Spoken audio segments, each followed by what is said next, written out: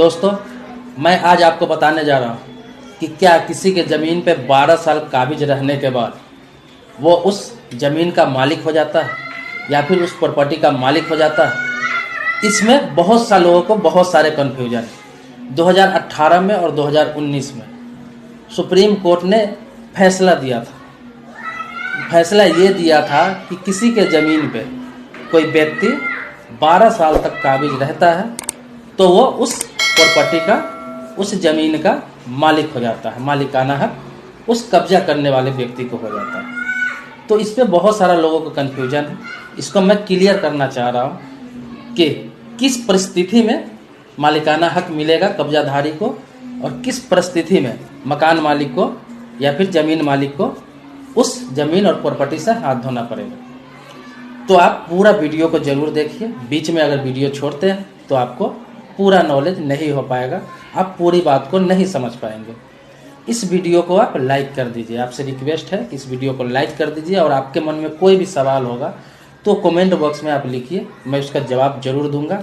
और चैनल पर नए हैं तो सब्सक्राइब जरूर कर लीजिए।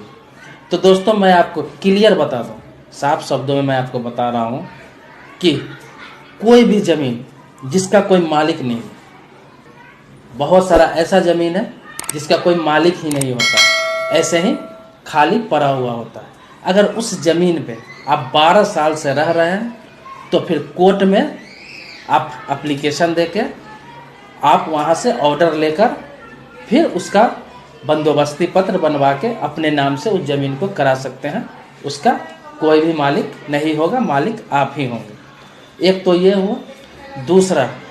दूसरा ये कि किसी भी ज़मीन या प्रॉपर्टी जिसका मालिक है, किसी के पास उसका डीड है या फिर मालिकाना हक है और उस ज़मीन पर आप 12 साल से ऊपर तक रह रहे हैं, मतलब बिना रोक टोक के 12 साल से रह रहे हैं, लेकिन 12 साल बाद उसका मालिक आ जाता है और बोलता है खाली करो, इसका पेपर मेरे पास है, इसका कागजात मेरे पास है।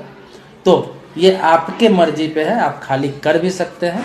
अगर आप खाली नहीं करते हैं तो फिर उसे आपको हटाने के लिए कोर्ट जाना पड़ेगा और कोर्ट में वो इसकी जिम्मेवारी है कि सारा पेपर, सारा कागजात के साथ उसे प्रूफ करना पड़ेगा कि ये मेरी ज़मीन है।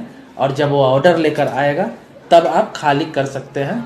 इससे आपको कोई नुकसान नहीं है, आप पर कोई आँच नहीं आएगा, वो उसकी जिम्मेवारी है। वो ऑर्डर लेकर आएगा तभी आप खाली कर सकते हैं या फिर आपकी मर्जी उसी समय खाली कर सकते हैं।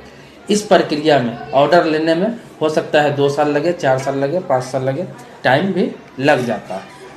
तो इस अवस्था में आप काबिज रह सकते हैं, लेकिन जिस प्रॉपर्टी का कोई मालिक हो वहाँ आप मालिक नहीं हो सकते हैं 12 साल से ऊपर रहने के बाद भी। इसके लिए आपको लड़ना पड़ेगा या फिर ये साबित करना पड़ेगा कि ये ज़मीन का ये मालिक नहीं है, कोई मालिक नहीं है, मैंने इस पर 12 साल से घर बनाया हुआ है, कोई इसका मालिक नहीं है। प्रूफ करना आपका जिम्मेवारी है। अगर आप फाइट करते हैं तो, अगर वो फाइट करता है तो उसकी जिम्मेवारी है कि वो साबित करेगा कि मैं इसका मालिक।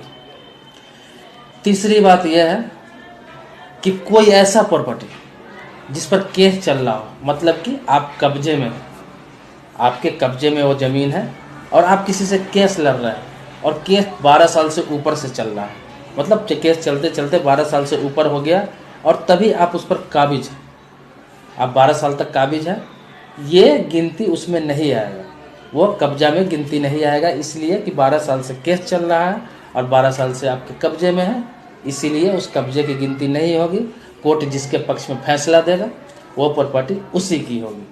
अगर तो दोस्तों, मैंने सारी बात आपको बताई कि किस कंडीशन में आप ज़मीन को कब्जा कर सकते हैं अगर 12 साल से आपके कब्जे में है तो, और किस कंडीशन में कब्जा नहीं कर सकते। इससे संबंधित आपके मन में कोई सवाल हो, कोई प्रश्न हो तो आप मेरे कमेंट बॉक्स में लिखें, मैं उसका जवाब ज़रूर दूंगा। आप क्वेश्चन करेंगे, हर क्वेश्चन का आंसर आपको मिलेगा। दोस्तों, मैं इसी तरह का नई नई जानकारी आपको उपलब्ध कराता रहता हूँ, इसीलिए आप मेरे चैनल पर नए हैं तो सब्सक्राइब कर लें। और अगर आपने सब्सक्राइब कर रखा है तो शुक्रिया, धन्यवाद।